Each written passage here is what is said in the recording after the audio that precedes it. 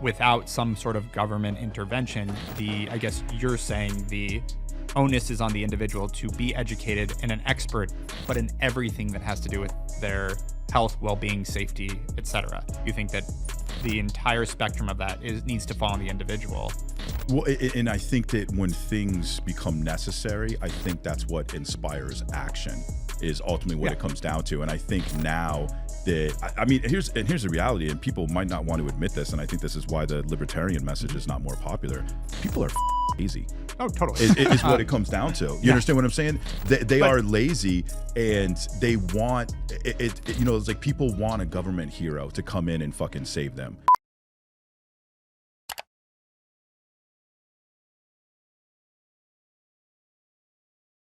All right, guys, another debate for y'all today. We got Erik and Bryan. Main topic today will be government regulation. Thanks for joining us, guys. Of course. I'd love to start off with some positions, and then we can get into the counter arguments. Okay. Who wants to go first? You go first. Yeah, I mean, I think so. I'll be arguing for some government intervention because I'd say, in the simplest way to put it, in the short term, we're all dead, as John Maynard Keynes said. And if we don't have some sort of government protection to protect ourselves, the societal costs are going to outweigh the preventative costs. Okay. Yeah. So we actually discussed a little bit as well. We agree on a lot as far as what we want to accomplish.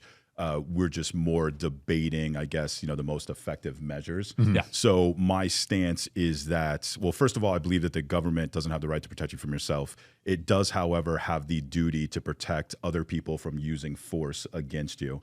And so I think when we're talking about things like, we'll just delineate, that, like, we're in agreement with the government having the right and the duty to protect you from other people interfering with your rights.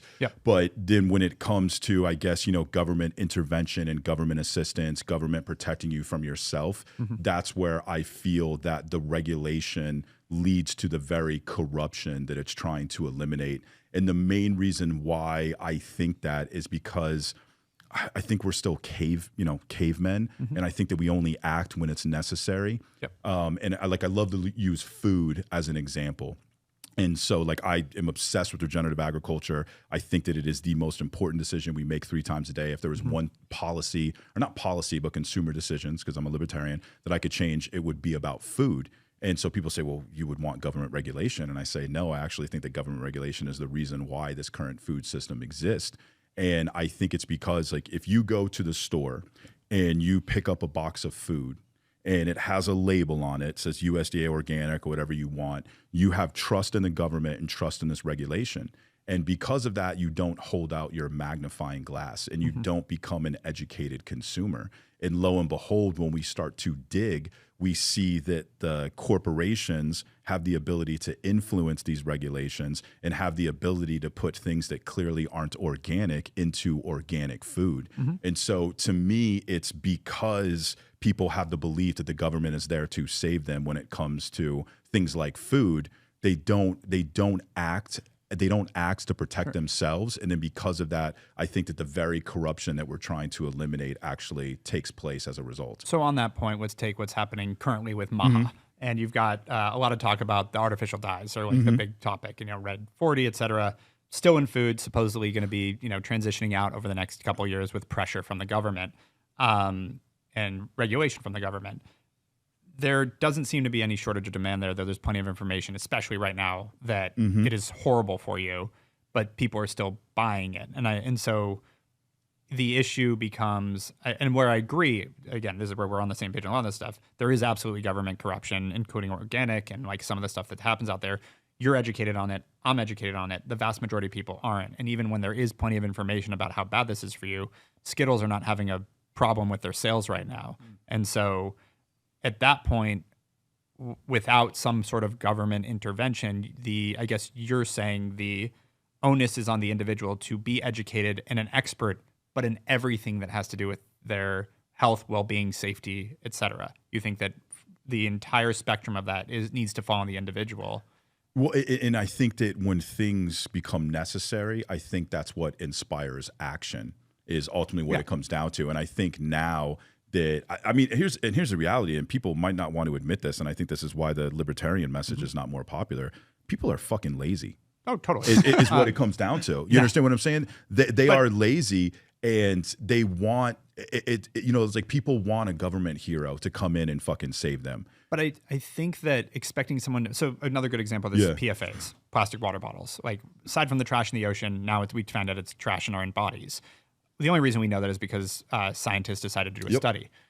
If they hadn't done that study, am I expected to figure that out myself? Like without, again, some sort of societal pressure or someone specifically solving this, maybe it's not always government, but those are a lot of times funded by government. In fact, you've got the laptop. I don't know who funded the study on PFAS and water bottles. This is all in some ways government intervention or government participation. And it goes back to what you said is that, when you're harming other people, it becomes an issue. And I'd say that feeding people bad food is harming other people from a corporation to an individual. Mm-hmm. But then it goes into what you just said about corruption, which is like, yes, but that also causes corruption. And then like, and do you throw the baby out with the bathwater? Where it's like, yeah, we need a better, like going back to organic, we need a firmer definition of organic. That's an issue. But not having any regulation on what organic is, I think then you end up with Monsanto taking over the world. So I agree with a lot of that, but I guess one of my main criticisms is that we go back and forth with politics all the time. Sure. Right? We like this candidate, we like that candidate, Yeah. we pass this law, blah, blah, blah, and nothing fucking changes. Yeah. You understand? Yeah. But is that true though? I mean, again, I think in general I agree with you. Like politics is one of my least. Okay, favorite I don't want to speak in absolutes, but Yeah. for the most part, I don't think that there is enough change. Like there's still glyphosate in food. Yes. I mean, there's still horrible foods that are out there. It is so I just slow, look at for it from like the effective standpoint, and I just ask, like, when is enough enough? Like, when do we finally accept that the current system as is isn't producing the results that we want, and admit that I think that it's a structural problem? And what I tell people all the time is that, to me, democracy is a failure. Instead, I believe in what I call a consumerocracy. Mm-hmm. And I think that if people were more aware of the ability that they have to change the world, to change the political landscape through their consumer decisions, I think that there would be more change and, just like more positive impact as a result. And I think I agree with you, but I also think that people are pretty aware of that. You see that with like politics now with people, there's a lot of boycotts for different reasons and things like that. I think people have used that in some ways, but I also believe government is way too slow. I just don't know if the answer is to just eliminate their participation completely, like fixing the problem versus removing the. Well, I guess then the question becomes, what right, what duty does the government have to like protect people from themselves? Like and we were just talking about Appalachia, and I'm not trying to single out anybody from Appalachia. I mean, there's a lot of good people in Appalachia, but like there's a lot of people that just don't give a shit about their health. And was it because they were born in these unbelievably poor counties, in these rural places, and if they were born in different circumstances, that's it could be Maslow's. It could be, if your needs aren't met, like if you can get food, period. I don't care what it is. I need food. You're going to eat whatever is available. And this is where I agree with you on the government regulation side. The fact that fast food's cheaper than organic food is crazy, but that's where we are. But when you come down to it, it's really not. So do you know about like government subsidies? Right. No, exactly. Yeah, and that's the stuff that I do. Like, I think we both agree. It's not binary here. Yeah. There's a lot of problems with government subsidizing certain foods. Corn. It's why it's such a big crop in the U.S. That creates problems and creates huge health problems that, we've seen the trends on the health side. But the information's there. And that's where I have trouble with the idea of government not protecting people from themselves. The problem is, whether it's religion or government, that creates societal norms, or we are cavemen. I completely agree with that assessment. And so while I agree, okay, so you draw the line at harming other people, so no murdering, no robbing, like all that important. Like I think we that's can be off the table. We both agree on that. But then I think, again, if you're not placing some sort of restrictions on what people can do to themselves, you end up with, and let's say you don't have any welfare. Let's say you don't have any subsidized medicine. There's no Medicare, no Medicaid. If you screw up your body in 30 years when you're dealing with diabetes and losing a leg, you got to figure out how to pay for that yourself. And if you can't, you're going to be dead on the street. That's society. I mean, if there's an example of a society where that's worked, I'd love to know about it. But to me, it kind of sounds like socialism in the opposite way, where it's like on paper, in theory, it'd be great if everybody would be motivated by this and then everybody would rise to the occasion. But in practice, I don't think that's how people work. I think people will. I see a very specific quote, but I had a young Gen Zer that used to work for me hanging out, and he mentioned that he was racking up a bunch of debt and traveling all over the world because fuck it, he'll deal with it when he's 40. Okay. Well, guess what? When you're 40, you're going to deal with it and you're going to be like, God, I was a stupid kid. And these people, and I think people have that mindset when you're young, when your prefrontal cortex isn't fully developed, you're going to do things that are stupid that because there's no regulation. Same thing with, again, do we draw the line on children drinking, children smoking? That's themselves. Let's say we're not talking about drunk driving. We're talking about a kid pounding a fifth of vodka at 15 years old. Should that be legal? Because we're just talking about, and so then is it children? Like all these different lines, I do believe there's certain things that like the subsidies in terms of farming that probably are ill-advised. There's a lot of negative outcomes to government intervention, but there's also a lot of things that I think people won't handle themselves. Let's talk about like the war on drugs and alcohol, because I think that's a good topic. Shout out to today's sponsor, Quince. As the weather cools, I'm swapping in the pieces that actually gets the job done, that are warm, durable, and built to last. Quince delivers every time with wardrobe staples that'll carry you through the season. They have fall staples that you'll actually want to wear, like the 100% Mongolian cashmere for just $60. They also got classic fit denim and real leather and wool outerwear that looks sharp and holds up. By partnering directly with ethical factories and top artisans, Quince cuts out the middleman to deliver premium quality at half the cost of similar brands. They've really become a go-to across the board. You guys know how I love linen and how I've talked about it on previous episodes. I picked up some linen pants and they feel incredible. The quality is definitely noticeable compared to other brands. Layer up this fall with pieces that feel as good as they look. Go to quince.com/DSH for free shipping on your order and 365-day returns. They're also available in Canada too.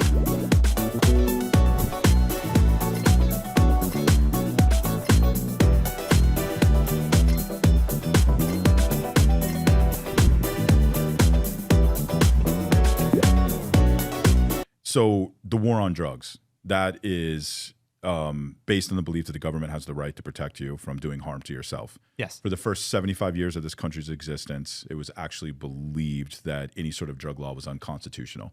The founding fathers clearly believed that the government did not have the right to protect you from yourself. If you look at the Constitution, it's saying you have the right to these things, and the government will make sure that there is no intervention from outside forces, but it is ultimately up to you to go out there, pull yourself up by your bootstraps.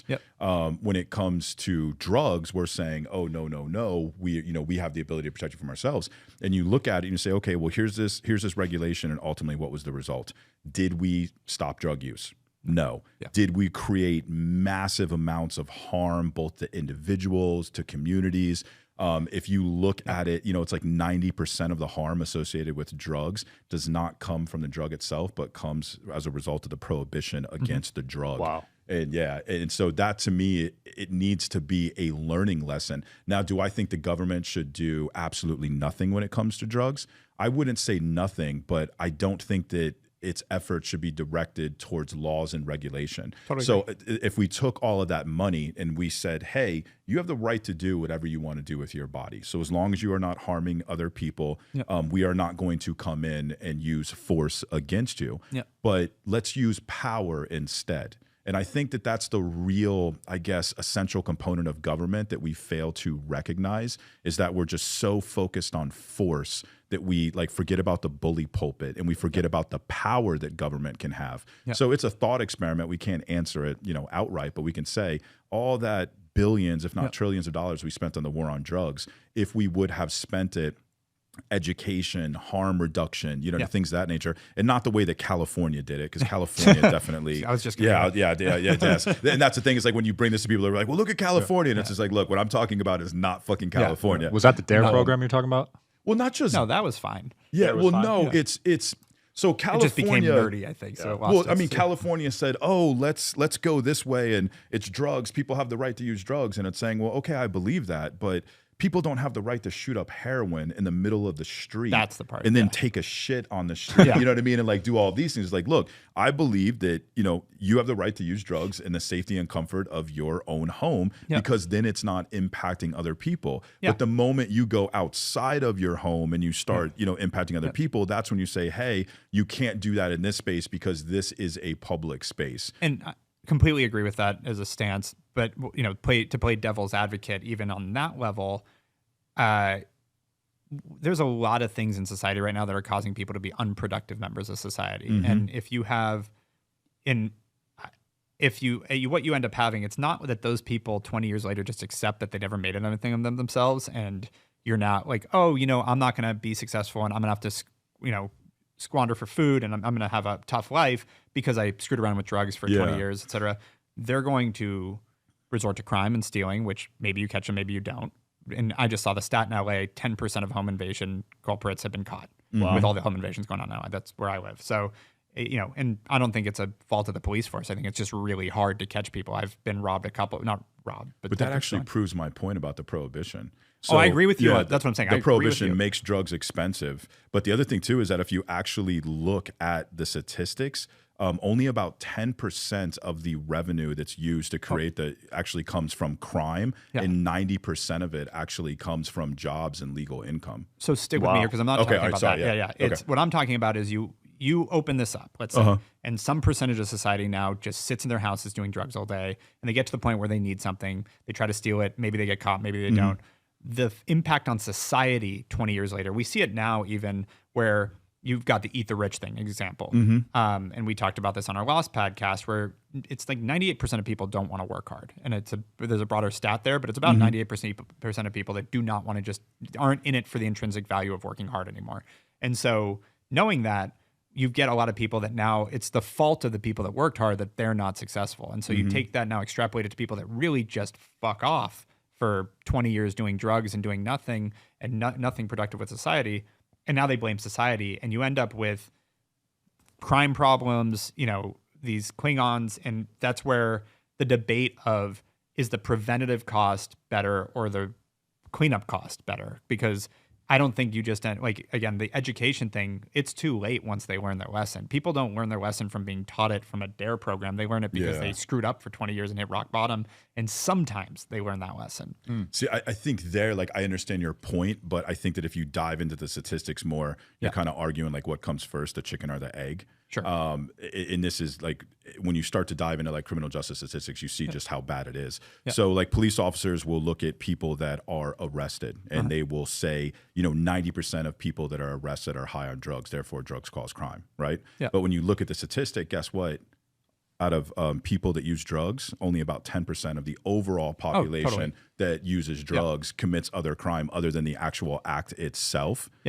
So I think that, and once again, it's the problems you're talking about to me come from the prohibition and not the drug itself. So I think that if you could be shown that, you'd say, hey, you know what? Maybe this prohibition isn't, you know what I mean? And isn't by the right way. To be clear, I think that war on drugs is a failure, and I'm with you. I think that to some extent people should be, and I actually like the idea of people doing it in their own home. What I'm saying is if you heroin, fentanyl, these harder drugs, it's hard. You're not going to be a functioning member of society. Fentanyl wouldn't even be here if it wasn't for prohibition. Right. That's the part that people don't want to accept is that fentanyl is a direct result of the prohibition against drugs. Yeah.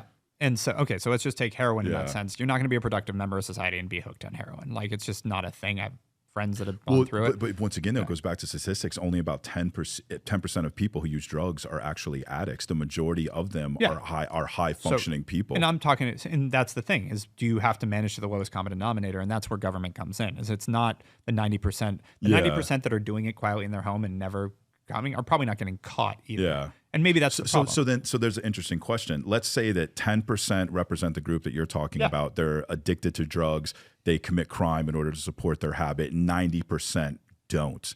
So then does the government really have the right to tell these 90% of people, not only do you not have the right to use that drug that you can responsibly use, but we're actually going to create an environment where it's going to be more dangerous for you to use that drug. Because now if you're buying ecstasy, if you're buying all these things, you have to buy it on a black market where there's no regulation. And now this whole group over here that if they had safe access to drugs, even heroin, they wouldn't overdose. You know who agrees with you? California liberals. No, you know what though? They don't though. I don't. I don't. It's I'm sorry, but when you are in the public space, public safety I has agree to with be that. fucking number one. Yeah. In any society who lets public safety go to the point where people don't feel safe when they're in the public space, and like we were just talking about Vince, or to the point where you have armed people coming to your house and there is a 5-month-old baby inside, and you are telling me that you don't have the right to protect your family, and that police officers are going to tell you that you should have taken a risk with a 5-month-old baby inside. It's just like that is a complete and total breakdown of society where it's and that's where again it's somehow the government is not regulating things I believe they should, and they are regulating things they shouldn't. But in this case, so let's take that 10%, the heroin addicts that are addicts that are problems. What do you think at that point? What happens to that? Well, I think rather than spend money on prohibition, I think that you spend money on actual like rehabs, interventions. Okay, so you do believe in government intervention in that sense? Yeah, but to me though, it's an intervention is using power and not force. Okay, you understand? Like I guess I need to like dive into that deeper. You know, the distinction between power and force. Okay, and it's force is taking a right away from you. It's protecting you from yourself through force. Power is something more like, hey, I'm going to educate you. We're going to give you access to these things so that you can get off drugs, you know what I mean, can better yourself. So when it comes to food, like I think all government regulation should be fucking removed. But then all of that money that we would be spending on regulation, put that into education.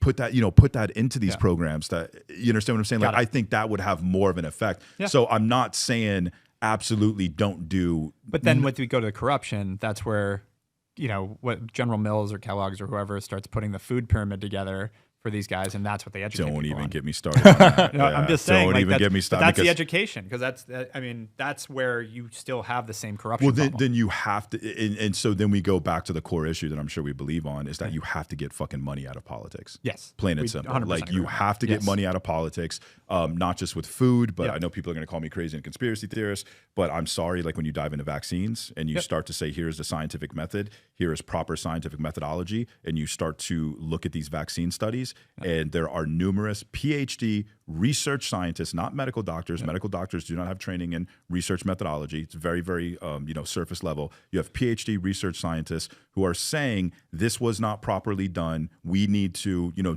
move beyond studies of epidemiology, actually go to like long-term observational studies.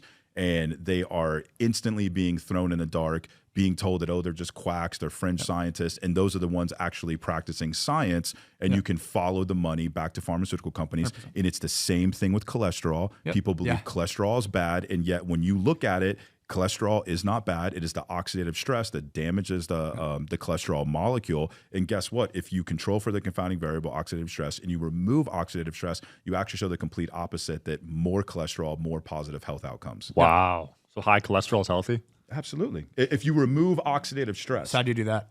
What, oxidative stress? Oxidative stress comes from a lot of things. It's mainly mitochondrial breakdown.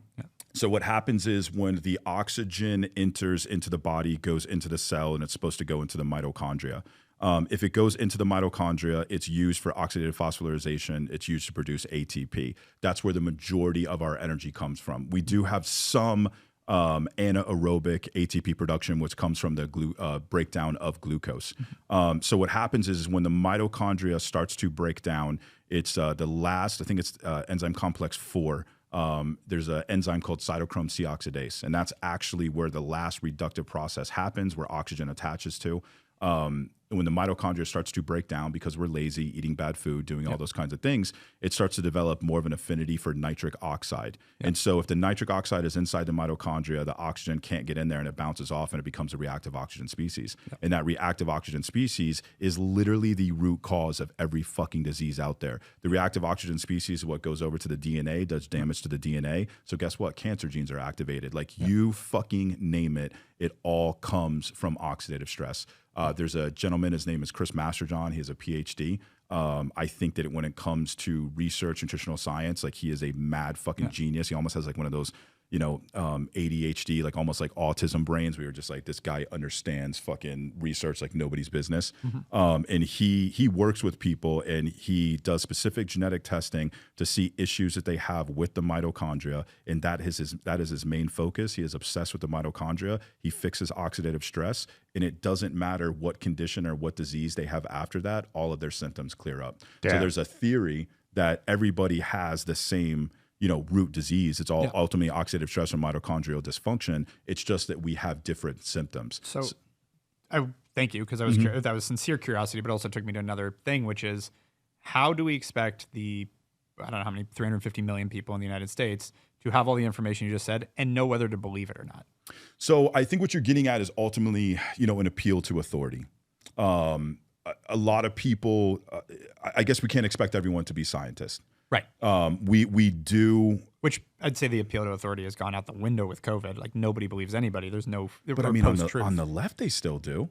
Do they? Fuck yeah. Well, sorry. They still believe. They will still tell you that masks were effective. They will still tell you the COVID vaccine was good. But they don't believe anything that comes out of Trump's cabinet. Oh, I know. We're in a post-fact world where neither side can agree on the facts. So in that world, in the current world we're in, how do you then get rid of any type of regulation and then tell people to go figure it out for themselves, what they should eat, what they should consume, all that? So I think that if you get rid of money in politics, you could leave every fucking law as it is. Yeah. And the government would function how it's supposed to function. Okay. So we would not be so divided. We have zero debate on that one. I think Citizens United was one of the worst things ever passed. So absolutely. Yeah. I think it all comes down to money in politics. Yeah. I was telling Sean yesterday that, I'm not just a little conspiracy theorist. I'm a grand fucking conspiracy theorist. And I think that both parties, all politicians, both presidential candidates, I think they're fucking actors. And I think they're handed a script. This is your role. This is how you're going to appeal to your base. This is what you're supposed to say. This is what you're supposed to say.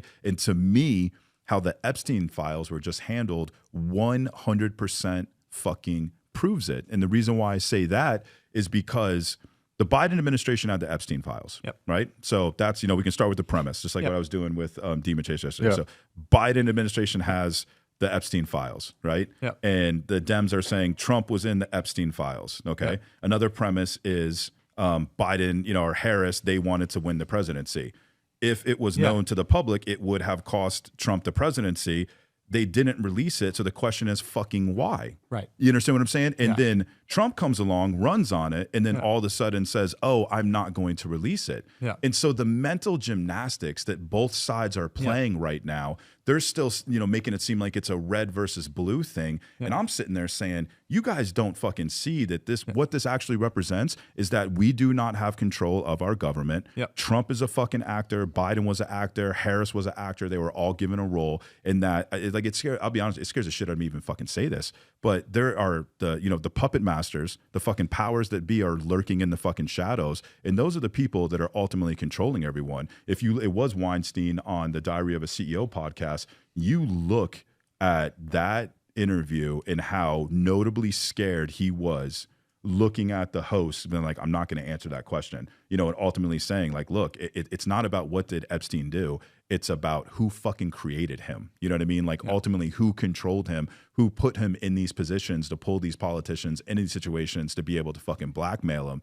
It's like, to me, it's just, and the thing of it is that they're giving each side their fucking narrative. So they're just pointing at each other rather than looking at the fucking government saying, whoa, this is a pretty revealing sign that says, and it's just, but I mean, but then it's like, if you want to get money out of politics, we need to answer the question of what makes people like be so divisive and ultimately be fucking sheep and stick to their fucking side and double down on ignorance and play fucking mental gymnastics. We can point to the government all we want, but ultimately I think that it's our fault because we put up with this shit. It's confirmation bias. People have a really tough time admitting that they may have been wrong. Yeah. And so it's once people have doubled down on one party or another, like I registered it as one party. I'm not going to say which one, but I voted both ways many times because I vote with what makes the most sense to me. And if you're right, then I've just been voting for whatever they tell me to vote for. But in general, I try to look at the actual policies and what do I agree with, not vote party line.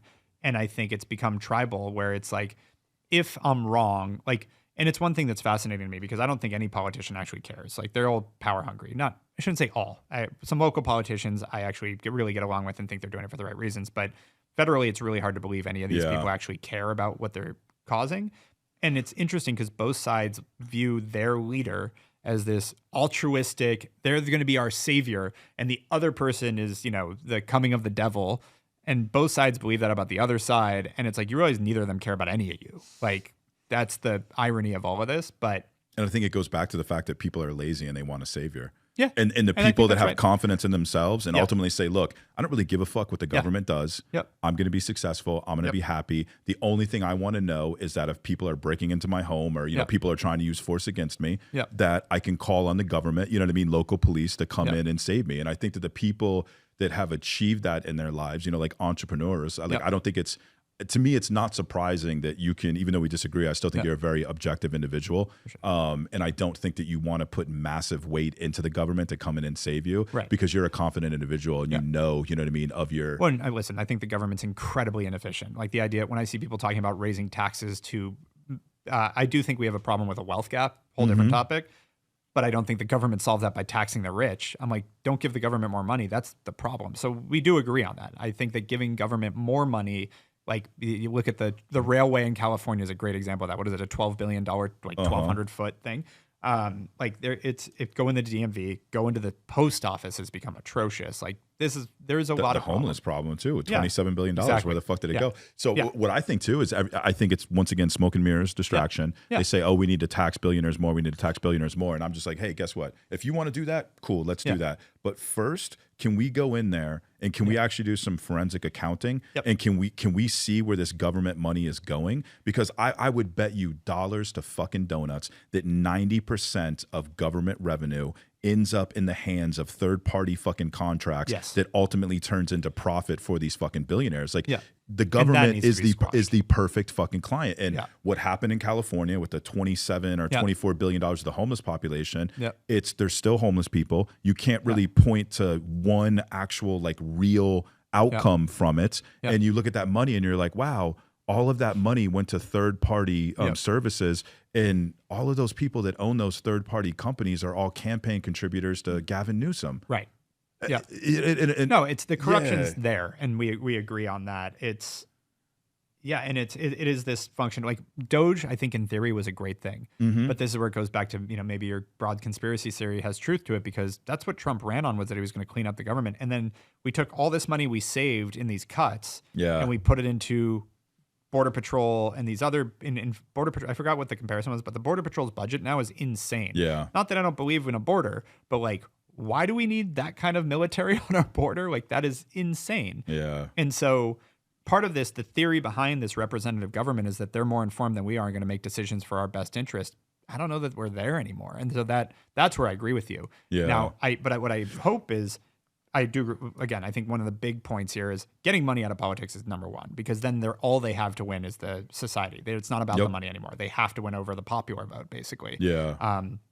And so it's not, and you know, what I'd worry about is then it's going to be maybe the richest person that can fund their own campaign, but I don't know how that works. But so if you can do that, then their interests aren't misaligned with society, because right now their interests are big corporations, both sides. Whatever, you know, whether it's, you know, even internationally with, you know, the Trumps doing business in the Middle East and all that, they have a very different aligned. Again, not saying that I disagree with every policy, but the general framework here is bad. And then we got to take as much of the fluff out of government as possible so that they can focus on the things that we actually need protection for. And that's where it's like, if it's a binary conversation, we need government protection in a lot of ways, especially what we talked about in terms of harming other people. But when it comes to a lot of things that are thrown the government's way, that's where it's like we can probably list a billion things that the government does very poorly. Did you ever read Atlas Shrugged? Just part of it, not of Okay. I think that is one of the most important books that people can read, not just for political reasons, but also personal reasons. And so what would a liberal say is wrong with it? What would be the counter argument to saying it's the best? liberals don't like it, or they say that she preaches selfishness, which if you take a linear perspective and you try to force it upon her holistic understanding of things, then you can sit there and say that she's preaching selfishness, but she's really not. She's really preaching symbiosis in relationships that are sustainable. So she simply says that whether it's a personal relationship, a business relationship, whether it's government to individual, individual to government, it doesn't matter. If there is something that is being taken, there is something that should be given back. And ultimately, that is how you eliminate waste. That is how you eliminate enabling people, is ultimately what it comes down to. And so I'll be honest with you, before that, I actually believed in some government regulation. I believed in capitalism, but I believed in government regulation to ultimately prevent corruption. Yeah. Well, in that book, and I don't want to ruin it for people because it's really just a fucking unbelievable book, but she has the class of the producers and she has the class of the moochers. And the producers are the people that are going out there being innovative, the ones that are really moving society forward. And as a result, they get to profit from that. And then you have the moochers, and the moochers are the ones that preach social justice, preach, disparity, preach unfairness, et cetera, this, that, and the other.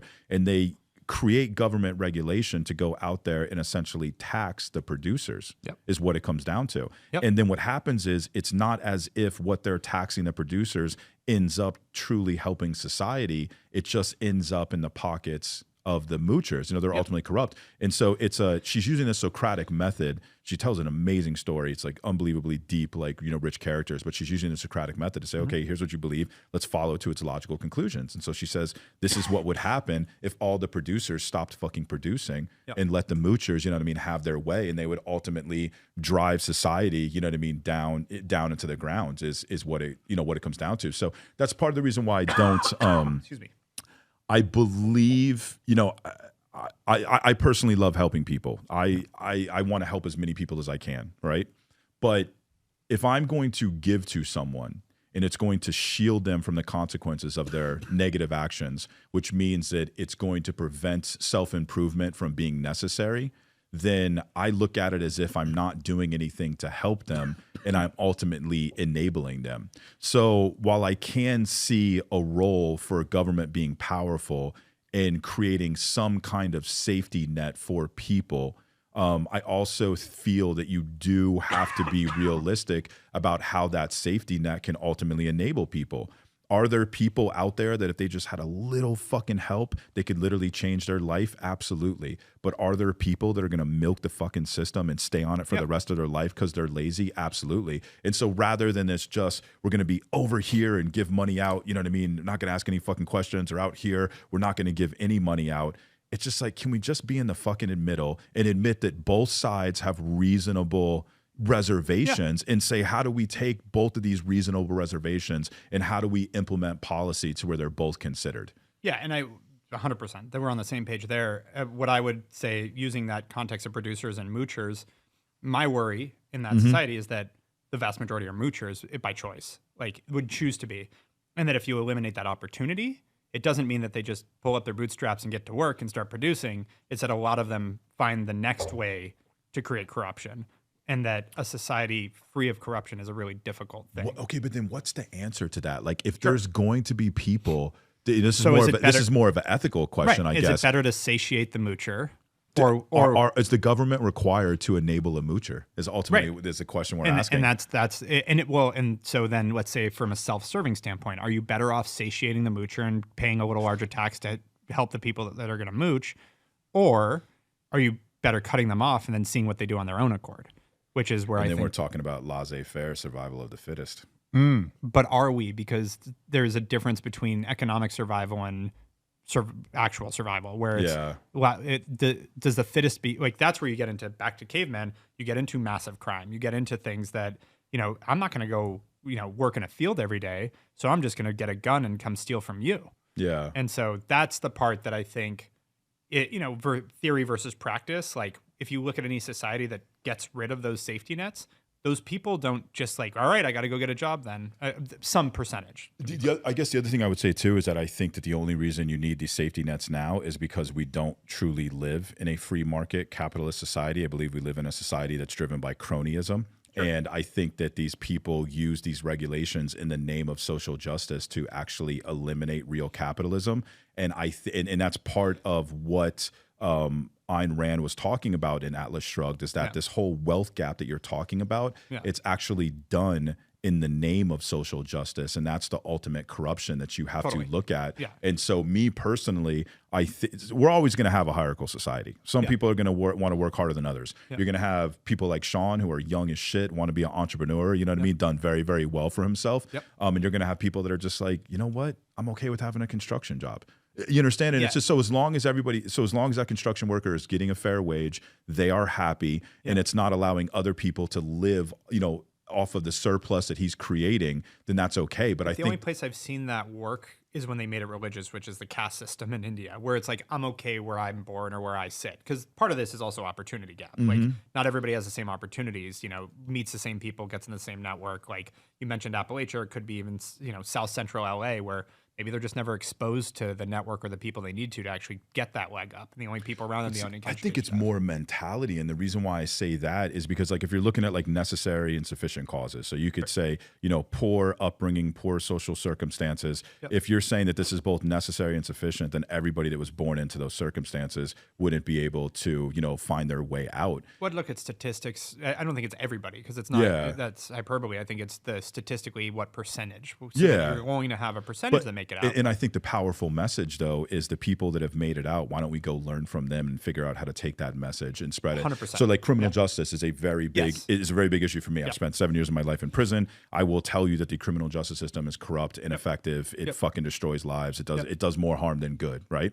And I would love to be a proponent for criminal justice change, but I know that ultimately I'm probably not going to be able to change the criminal justice system. So where I'm putting the majority of my time and effort is into creating my Build Mental Muscle brand. It's everything that I've learned the fucking hard way. I want to do a Kickstarter campaign where I want to put at least, like 1,000 of those books into the hands of inmates, things like that. And so ultimately that to me would be more powerful and would have more of an impact than if I could go out there, and change the government. And then I look at it where it's like, I could go out there and we could change the criminal justice system and we could make it perfect. And there would be a lot of people that wouldn't be impacted by the criminal justice system, that if they, were brought into it, they would come out better. But there still would be people that just didn't give a shit. You know what I mean? So that's the problem with the system is, again, it's still lowest common denominator. There are just bad people that need to be locked up, and there are people that make mistakes that learn from them and need another chance. I guess what I'm saying is that if I could go out there and change government or change people, I would change people before I change government. Because if you have people that are powerful and you change them first,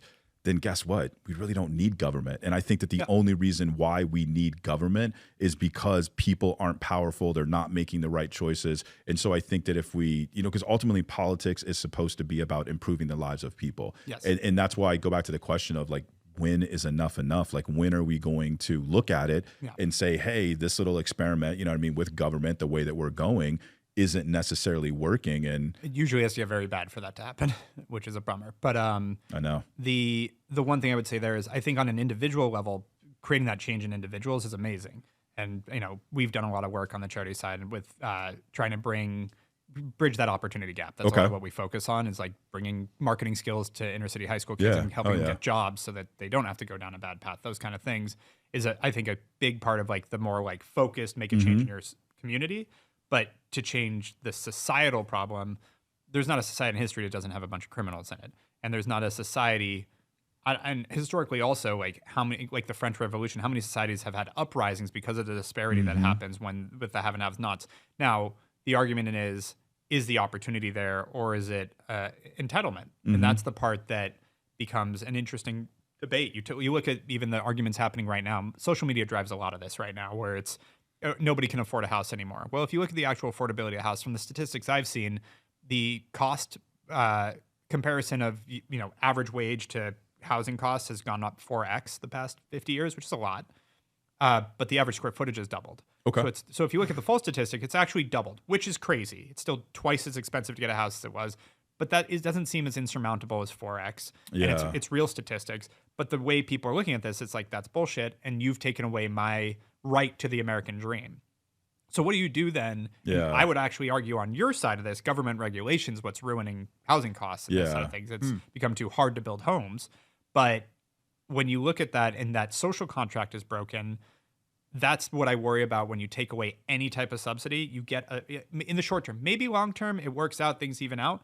But for a generation or more, you have now people that have no social protection, that they're looking at all these people now in the world we live in now with social media going, they have a Ferrari, they have a house, I can't afford any of this shit, and it's because they fucked me over. You end up, even selfishly, you're going to end up with, again, a French Revolution style situation if they don't feel like they're being heard too. Yeah, and so and that's part of the reason why I guess I don't agree with liberals so much, and why me personally, I think that liberals are actually the true racists, and I think the conservatives are not racist. I think there's a lot of truth in that. And the reason why I say that is because the liberal tells the black community, you are oppressed. Right.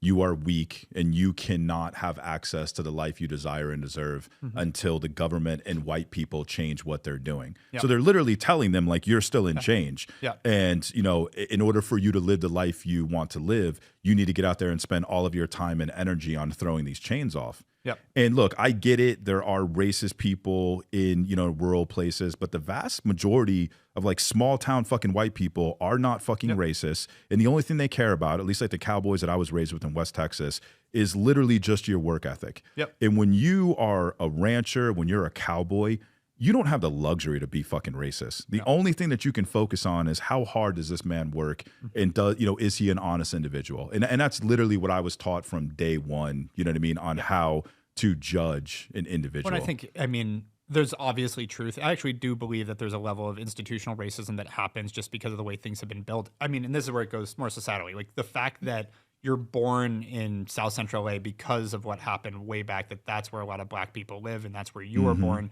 does limit your opportunity. So there's a little bit of truth to that. What bothers me that's in line with exactly what you just said is if you preach that you don't have any power because of your situation, then nobody rises to the occasion. Well, that's why Malcolm X said the totally worst community to the black, or the worst group to the biggest enemy to the black community was the white liberal. Yeah, and because I think conservatives are saying, look, it's up to you. Like you're powerful. Pull yourself up by the fucking bootstraps. And so to me, it's like you look at like there's a lot of black influencers who sit there and say like, get over it. Who the fuck cares? I'm a fucking millionaire. I grew up in the fucking ghetto. And so once again, to me, it goes down to preaching a message of power, where it's like, look, can I admit that there's institutional? I don't even want to say it's necessarily institutional racism. Because if you look at the statistics of upward mobility from like small rural towns in fucking Appalachia, it's worse than the fucking ghetto. If you look, it's more of a poverty thing than it is 100%. And it's just like, I can tell you right now from experience with the criminal justice system, when the criminal justice system gets you, it doesn't give a fuck about your skin color. Literally does not care about your skin color. So, maybe are they policing more in communities of color? Okay, fine. Maybe they're sweeping more nets out there, so they're going to be pulling in more perpetrators. But once they get you, like, it does not fucking care, is what it comes down to. So even though there might be some institutional racism there, listen, but the point is, like, there probably is, and I think there is. That's not even the argument. The argument is, even if no matter what the hand you're dealt, whatever it is, even if it's a terrible hand, play it to the best of your ability. If you just go, well, fucking fold, you get one life. Unless you believe in reincarnation, you get one life. So deal with what you have. And again, I'm going to get butchered when this is live because they're going to be like, easy for this white Jewish kid to say. But, by the way, yes, it is. And I'm just talking about what I think I've watched other people, how they've helped themselves. It's like, sure, take away all your own power, as you're saying, and then you're going to live the life you're going to live, or do your best, and it's going to be better. Yeah. Will you be able to achieve as easily all the things that maybe I've been able to achieve with the way I've worked? Maybe not. Well, that's not even the debate I'm having. It's just for your individual experience, if you believe you have the more opportunity by going after it, which everybody does, then do it and live a better life. And that's the part that I think is taken away by those statements. And the other thing too is what's crazy is, like, let's just say we have someone who was born in South Central. They've achieved the same, level of wealth and experience that you have.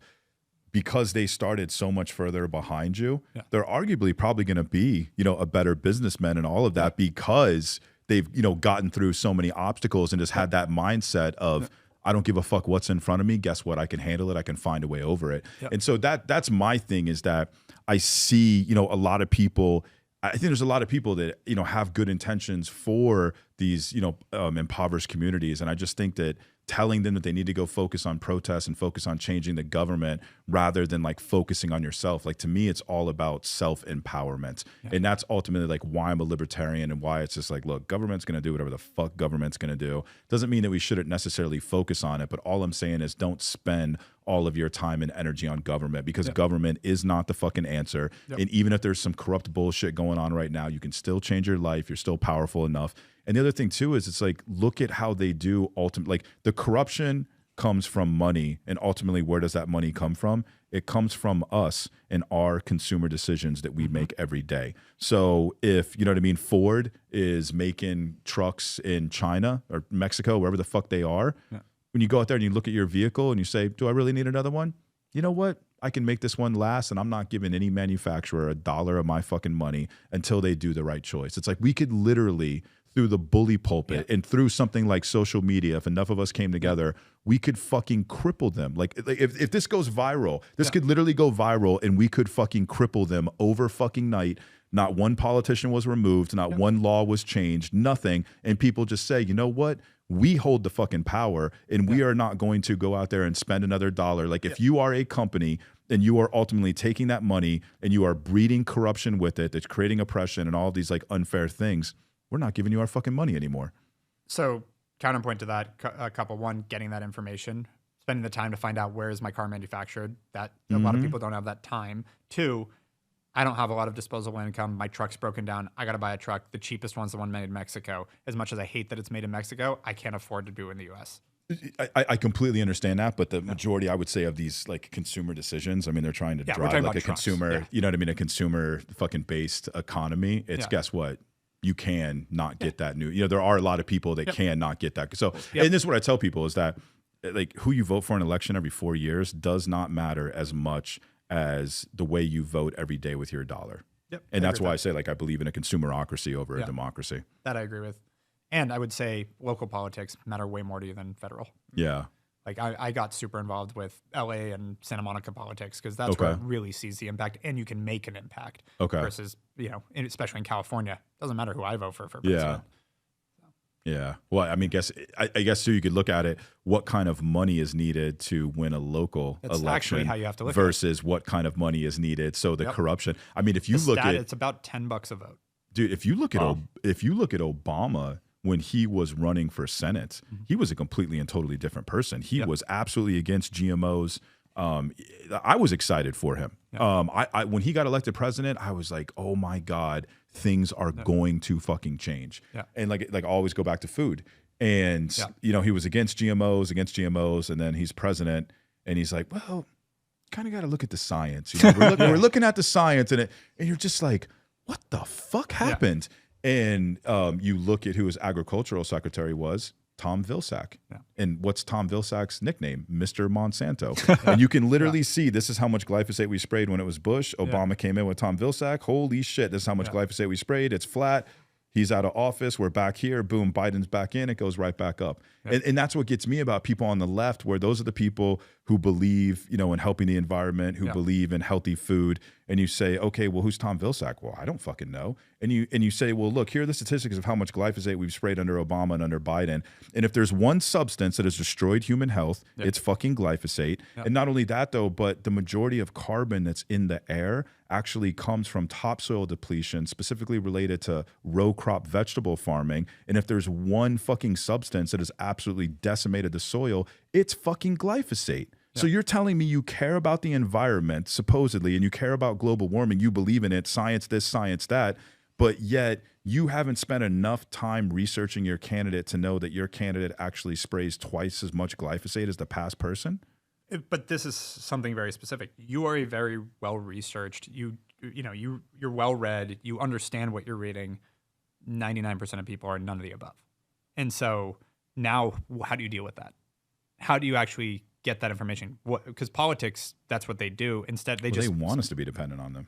Right. And so they just state big, broad things like, I care about the environment and my opponent doesn't. Like, see, we got to go with this guy. To hold true to my message, I actually don't blame the government. I blame the people. Okay. Because ultimately it's us being lazy. The information's there for sure.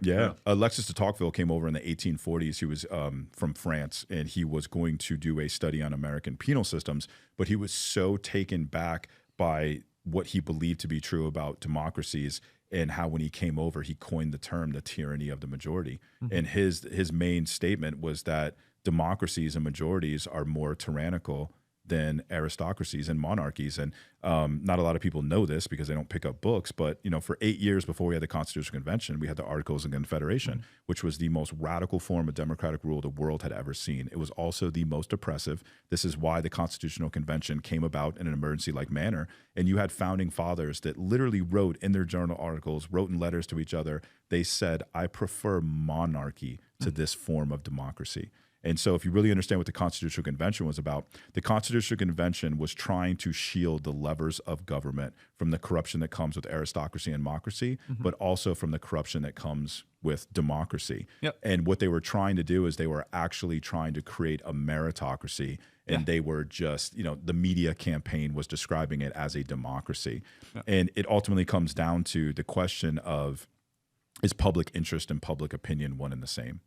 Clearly it's not, unless you're living in a society of all PhDs. Right, exactly. And that's ultimately, why democracies can be tyrannical is because you have uneducated, whimsical public opinion, and that governs. And so my perception of the state of politics in the world today is that we have the corruption that comes from aristocracy and monarchy at the same time as the corruption that comes from democracies, and that ultimately it's the powers that be in the aristocracy that are manipulating the whims of the democracy to create that tyranny that's ultimately keeping them in power.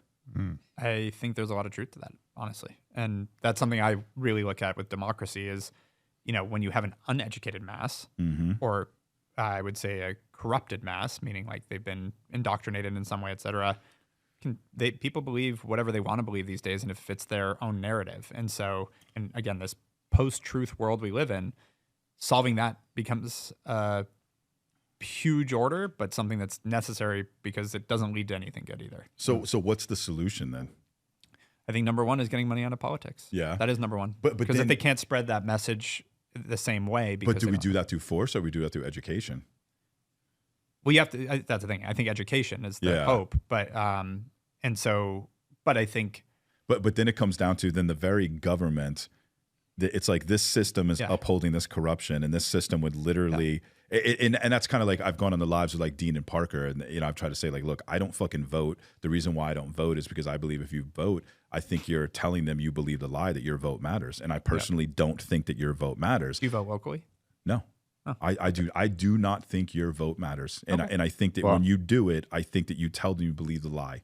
And I think that if the majority of people stopped voting in elections as fucking protest, I think that's what would scare the shit out of the government, because they would say they don't believe the lie anymore. Fuck, we need to do something. When you have all these people show up to the polls, they're laughing, saying, ha, ha, ha, they believe the lie. They believe that their vote fucking matters.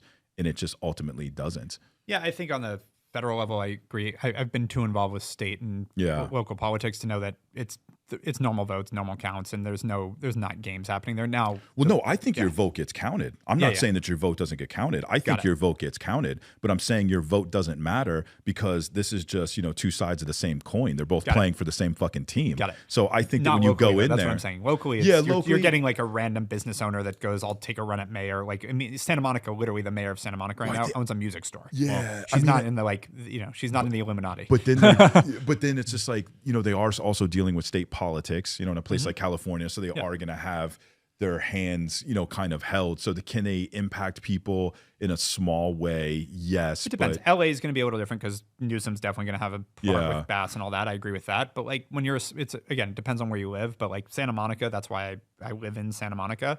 It's a local group of people that think they're doing the best for the people there. Now, not always. They're sometimes misguided, have their own agendas, all the same stuff you're dealing with bigger politics. But the money in it is like, I think the mayor's last race, the mayor before Lana was, I think, $50,000. Okay. So it's like, you're not talking about massive corporate money coming into these elections. Yeah. It's people actually trying to make a difference. Well, especially with something like social media, you could probably spend a lot less. Correct. And actually get. Though yard signs still work for them.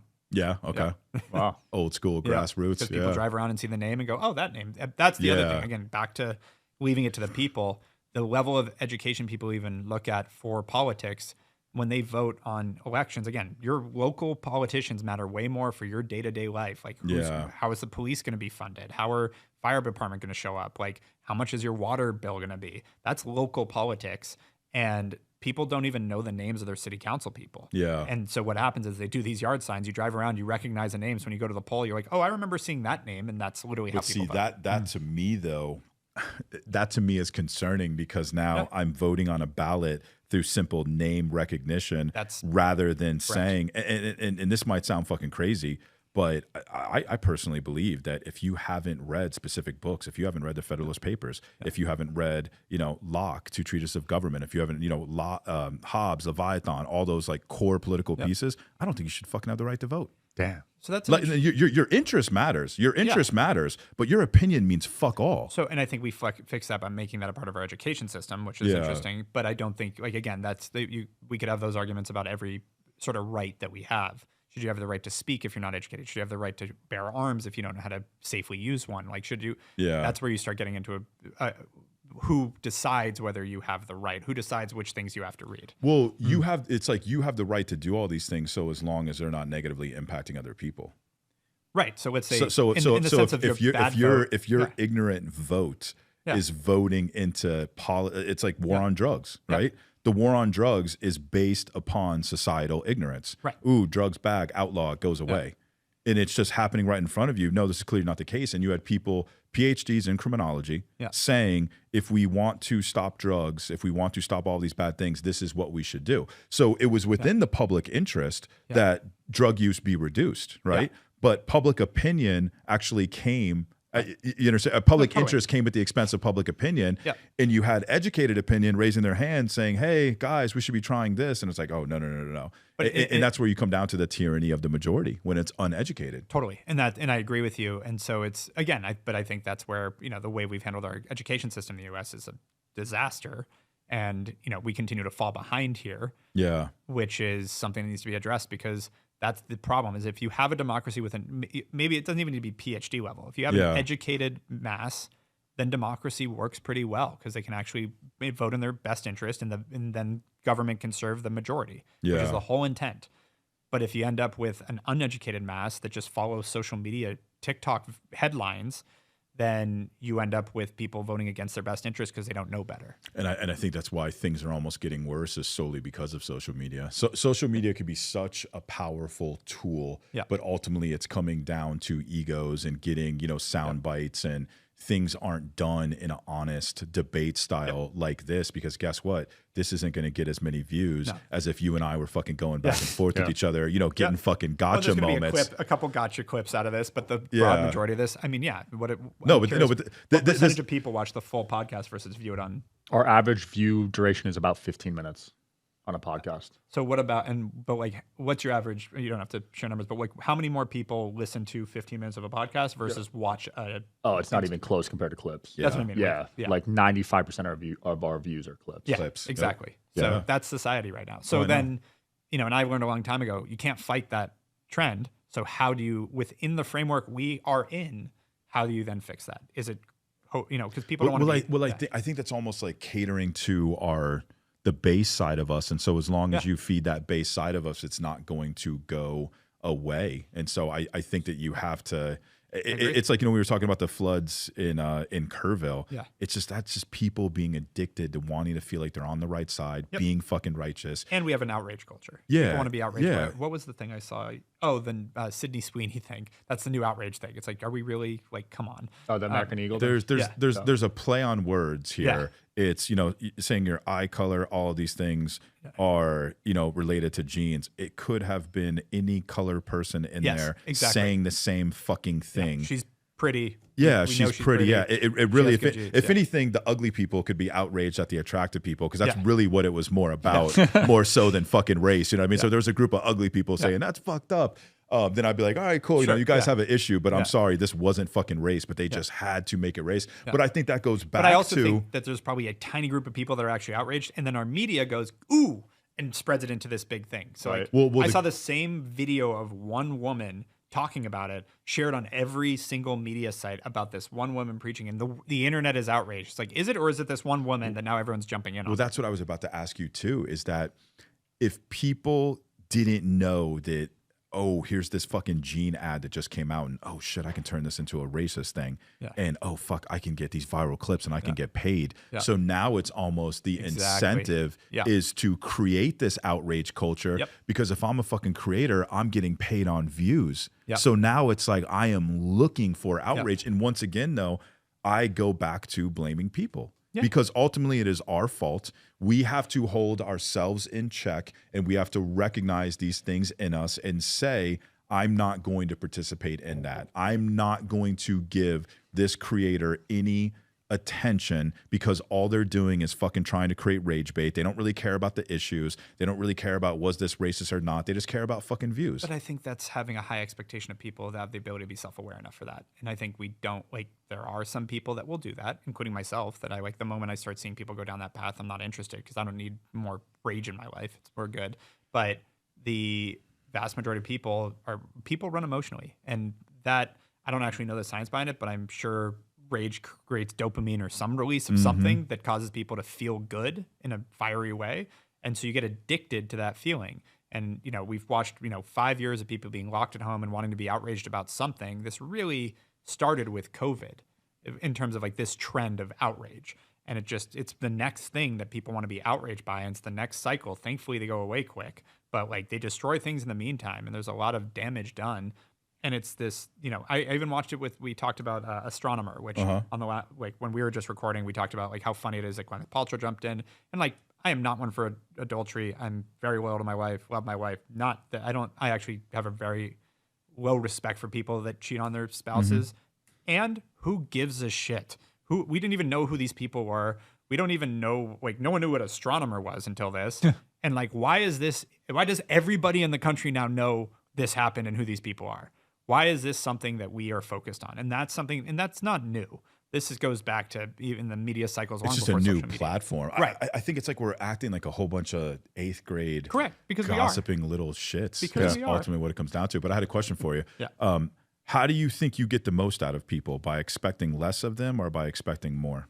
Definitely expecting more. Expecting more. So I think the only disagreement is that, and I'm not trying to put words in your mouth, but I think you could keep on going back of, having these low expectations of people and then basing regulation and policies based upon that low expectation. I think when we're speaking broadly, you get them to rise to the occasion by expecting more. There's still the people that won't. And then what do you do about that? Because if you leave them to their own devices, I think you end up with a societal problem. Well, I see, and I guess my only disagreement there would be that I think that number would be a lot less than what you think it is. I think that if we started expecting more from our citizens, started saying you are capable, you are powerful, and had these messages, of positivity, I think that a lot of people would actually change. Hope so, but nothing about anything I've read in history tells me that. And my counter to that would be going down the line that we're going down right now. I would say I can't even hope so, because I would say there's nothing in history that shows me that government and politics ever fucking got it right. Yeah, so it's just like I'm at the point where it's like, okay, enough is enough. It's time to have another kind of experiment to say, hey,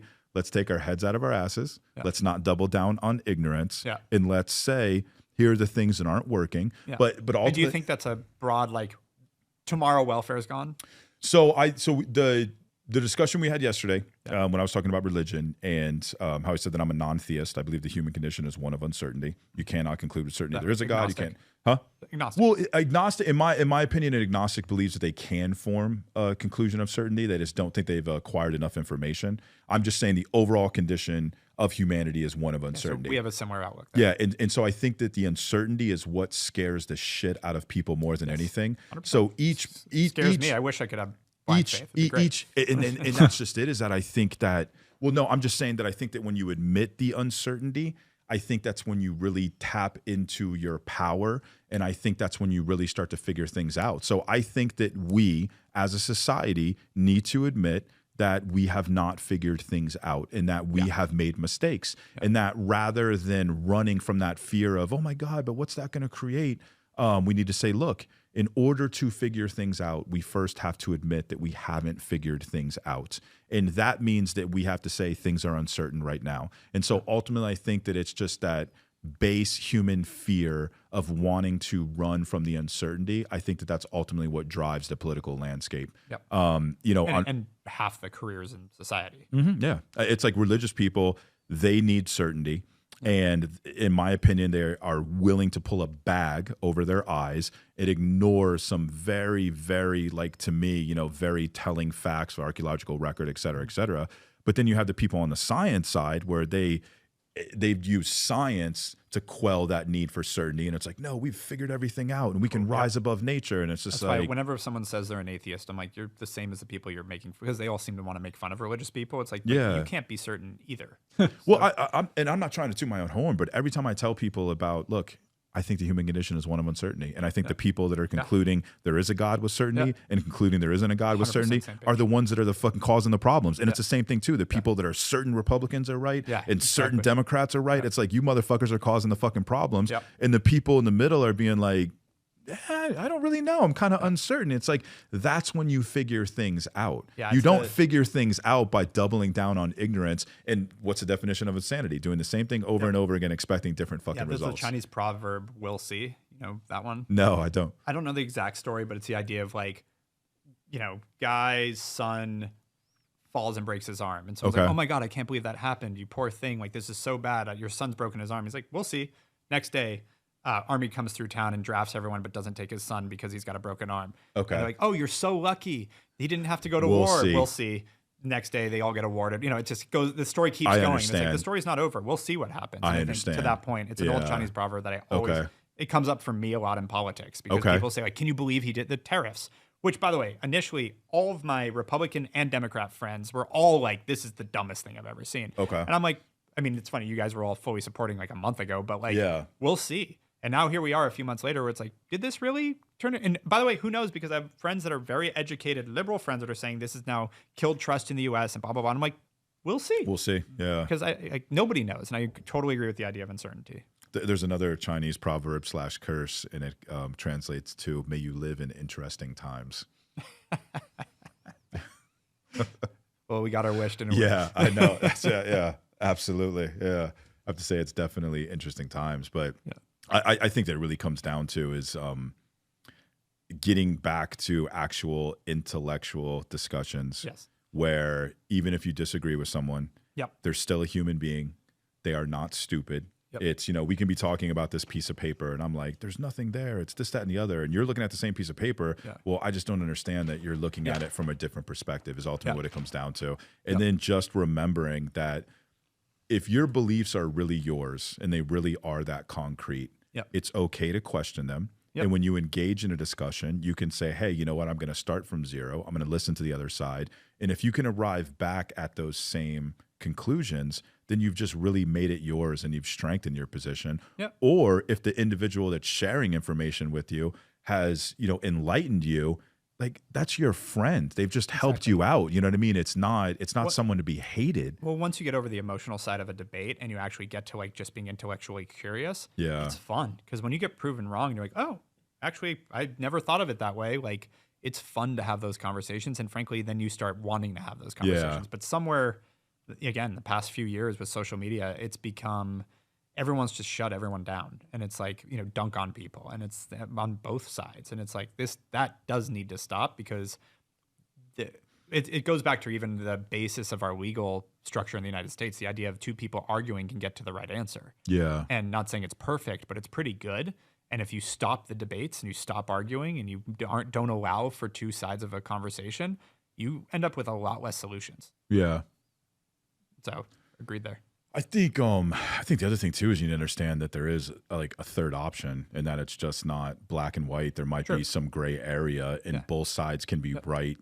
You know what I mean? At the same time, and that we really should have policy that says, hey, here's how you incorporate both considerations. Like I said, there are going to be people that if they're just given a little government help and assistance, they're going to change their lives. And then there are some people that are going to be moochers, you know what I mean? And it's just like, how do we actually treat people as individuals and not numbers? And I think that's a big part of like government policy is that you want to get it criminal justice system. You are a fucking number. You are not a person.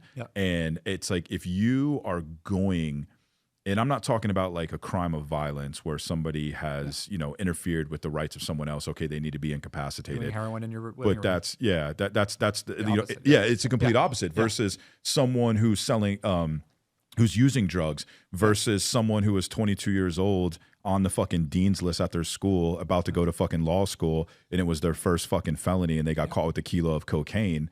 You know what I mean? It's just like, I'm sorry, but Yeah. I did 5.5 years in prison at 22 years old, and there is not So that I one. didn't ask, but that's what happened to you. There's not one person who didn't use drugs as a result of my incarceration. Yeah. You know what I mean? Yeah. And I've said this. Yeah. If you could just show me one fucking person whose life was positively impacted by my incarceration at 22 years old, I would be like, you know what? I'm glad I fucking went. Or even like make an argument that you would have been, that you're better off because you had that rehabilitation, air quotes. Like, no, I agree with you. I think that's the problem. Ridiculous. Yeah. And especially with drugs too, it's that there's a demand for the crime. There's not a demand for the murder that you commit. There's not a demand for the rape that you commit. So if you go to prison, there's no demand. But if there's a demand for my product and you incarcerate me, the only thing you've done is put someone in my shoes or the person down the street, you just doubled their business. Yeah. That's the only thing you fucking did. Yeah.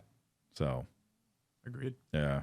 But I mean, that comes down to letting public opinion govern public policy at the expense of public interest. Yeah.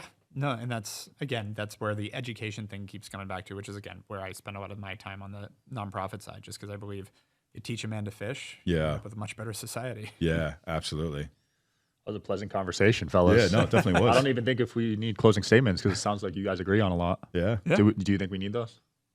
No, I don't. I guess the only thing is, I want to ask you a question. What do you think that we can do? What do you think that viewers can do to ultimately see to it that we don't give fuel to the fire that's ultimately consuming all of us? Like, how do we stop the rage bait? How do we stop?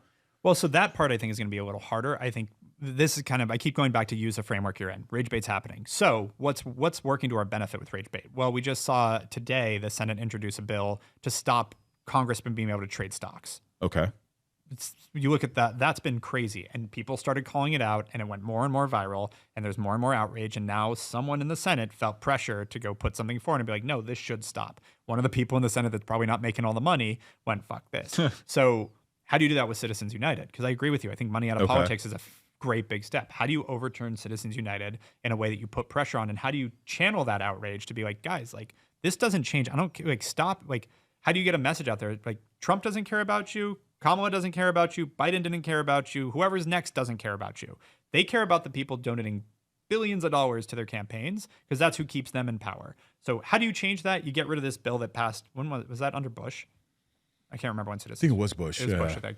Get rid of that, and it goes back. At least it's a step in the right direction, because massive change on this kind of a level takes time. So you start there, and now they actually work for the people again.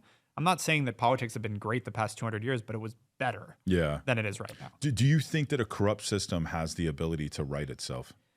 I think in a general statement, probably not. But I think in this specific situation, so do you think that we could use social media to essentially deal with that corruption? Yes. Because it goes back to the informed masses. Okay. So it's something outside of the system putting pressure in the system. And I think the ability to reach everybody very quickly and inexpensively with a message that matters is now second to none. And that's why I'm saying, like, use that outrage culture and that ability to get on social media to the advantage and get the messages out there that matter and educate people.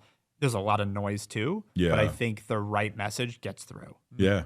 Yeah, no, I can absolutely agree with that. I just think that people need to also be more conscious and say, look, I am not going to consume this rage bait anymore. Yeah. I am not going to, like, because ultimately. I think that'll happen because I think people will naturally burn out on it. Yeah. I do. I think, like, we're in a time, we're in a it's definitely true. Like when I first got onto like TikTok lives, I enjoyed going in there. At least I thought I did. And then when I realized that it's just an echo chamber, and then it's not a real debate and discussion. Exactly. If I hear it for 2 seconds, I'm like, I have to. Exact same. And so that it's anecdotal. It's my experience, but I'm watching other friends that are like, I'm done. Like, it's just. And there's so many bots and so many other things. Pick a political argument you want to have, and someone's flooding it with bots. Mm-hmm. So you think you're up against the world, and nobody agrees with you, and you're insane, or you think you're completely validated because look at all these people that agree with me. It's like, those aren't people; those are bot farms in Nigeria. Like, that's actually a thing right now. And so, have you seen the lives though? Have you seen what that's all about though? Which lives? Lives, TikTok lives. Right? Yeah, that's like. Do they bot those too? I don't know if they bought those, but I mean, but they definitely have a massive following because they make fucking money doing it. But, it's just it's almost like blood sport arena where you have, you know what I mean, Parker and Dean, and they will not actually debate people that keep it civil and have valid points. Why? Because it doesn't give their viewers the fucking blood sport. But that's tabloids. This is what we actually talk about this a lot in at Hawk when I'm trying to put out my content. There's engagement, and then there's the right engagement. Like Yeah. if you want to reach an audience of outraged nobodies that aren't thinking for themselves, then you've done a good job. They're the worst type of consumer, the worst type of customer, the worst type of audience. But sure, keep screaming as loud as you can and seeing how you can scream louder the next time to get their attention. Yeah. I actually learned this. The president of Disney Records, I started a company with a long time ago, and he was talking about Lady Gaga. And she was crushing it. And he's like, we'll see how her career goes, which it's gone fine. But she was already We'll see. Is that what you just said? Hold on. No. He was saying, I'm curious how much more. This was peak. Okay. This is Yeah. right when she was like, winning award, like very much her peak career. And he's like, where do you go from here when you start by screaming? This is when she's wearing the meat costume and all that stuff. When you scream as loud as you can, what's next? Okay. And so, again, not saying she didn't have a crazy good career, but what was the next step after that? Gotcha. There wasn't one. She has now lived off of what she did, and she's still doing tours, and she has acting, and she's done well. She's done incredibly well. I'm not taking away from that. I'm just saying, if that's where you are, what's the next step? When you start screaming as loud as you can. And so for a lot of these guys, they go for what gets the most engagement. And I just talked to a very prominent social media personality that I've known for a decade, him and his social media manager that made him this, millions and millions of followers, et cetera.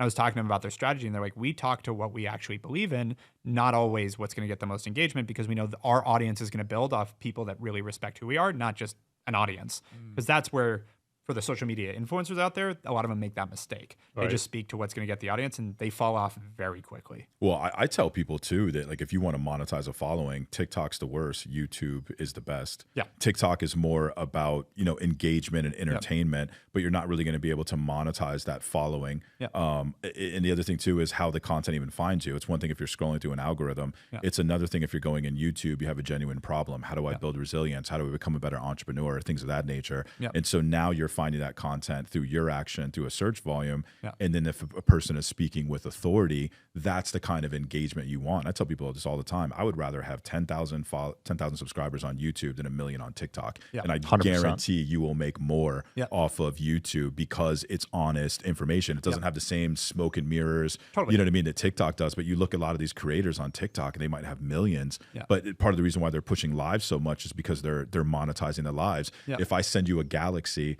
and it costs me $15, you as the creator get $750 and TikTok gets $750. Mm. So that's part of the reason why they do the fucking blood sport, where it's like Dean and Parker will bring in these, ignorant Trump supporters and just absolutely eviscerate them, and their audience loves it. And they're like, here's a galaxy, here's this, here's that. And I was adding up one time and I was just like, these guys are making $1,000 an hour fucking doing this. Damn, that much? Man, I tell you what, what's crazy is if someone comes on there and they call them out and they say, you're just doing this to make money, yada, yada, yada. It's like reverse psychology. The fucking viewers love it, and they'll start sending them like direct things, $25, $50, $100. Like it literally goes off. And I'll be honest with you, so there's agencies that handle TikTok lives, and a lot of the big creators are with these agencies. And so I really am starting to wonder if some of these people going up in these lives and being the opposition, if those aren't people coming from the fucking agency to drive the engagement and drive the fucking monetization. Plants. Yeah, I will say sometimes they're not ballsy enough to do it, but yes, there's definitely some are plants. If I'm an agency and you're my creator and I'm getting a percentage of how much revenue you generate from TikTok and Live, I am watching it obsessively. And if I fucking see that, I might not even tell you. So it might not be dishonest on the creator's part, but I'm going to go out there and train these motherfuckers to get in this fucking live. And if I need to tell you, hey, Frank and Thomas are in the live, please let them in. I'm sure as hell going to fucking do it because I know that they're going to say the right thing, create the fucking right rage bait and just get people to start giving you all those donations. And again, I think that, I don't think this is like a societal shift. I think it's a fad in that way. I think that it's going to be something else. It'll burn out. It's sugar for fuel versus fat for fuel. Yeah, it's a quick dopamine high, but it's not sustainable. No wonder they're live 12 hours a day. That makes sense now. Wow. You can add it up. Absolutely. I know. Harry's live like 12 hours a day too. Harry Sisson. Okay. Yeah, he's another one of those kids. But Parker and Dean are always live. I know. They're like crazy. Obsessed with it. Yeah. I've gone in there. Parker fucking drops me. Yeah. I got Dean so fucking good. He was in Texans for Trump or whatever. He was actually a participant in the live, and so she let me in, and it was the other guy. I'm really important or whatever the fuck he calls himself. And so I asked both of them, and I said, do you think if a prosecutor has withheld exculpatory evidence that is a bad enough offense that they should forever be barred from holding public office. And they both said absolutely, like resounding yeses right out the gate. And I said, well, you both just admitted that Kamala Harris should forever be barred from holding public office. They crashed the fuck out, like literally. And this is not something I'm making up. I was in San Francisco when she was a district attorney for San Francisco, and progressives hated her. And it was all over the news. And the thing of it is that you don't even have to take my word for it. You can go and you can read the actual court transcript of the judge eviscerating her, telling her how much of a dishonest piece of shit she was. So then the mental gymnastics that like fucking Dean crashed the fuck out, left, was trying to do research, came back, was saying this, saying that. It was just like, no, Dean, sorry, it's not right. And I mean, he crashed the fuck out on it. And it's like, you don't have to take my word for it. Here's a candidate that you are supporting, that you are saying is better than Trump because Trump's a piece of shit for doing all these things, et cetera, et cetera. Yet you're supporting a candidate, I'm sorry, a prosecutor withholding exculpatory evidence.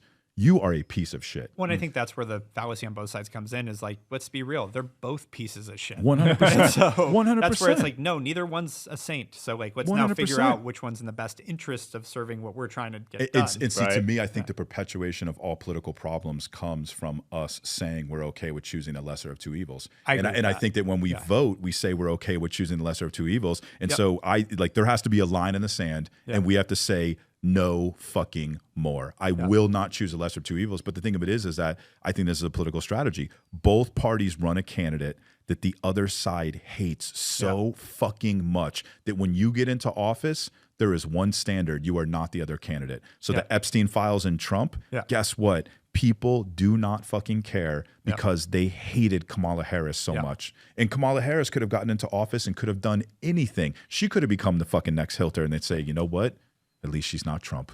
And that to me, it's just like, I refuse to play that game. All right. Gentlemen, thanks for your time today. Yeah, thank you so much. Check them out, guys. Peace. 100%, man. That was great, man. Yeah. I hope you guys are enjoying the show. Please don't forget to like and subscribe. It helps the show a lot with the algorithm. Thank you.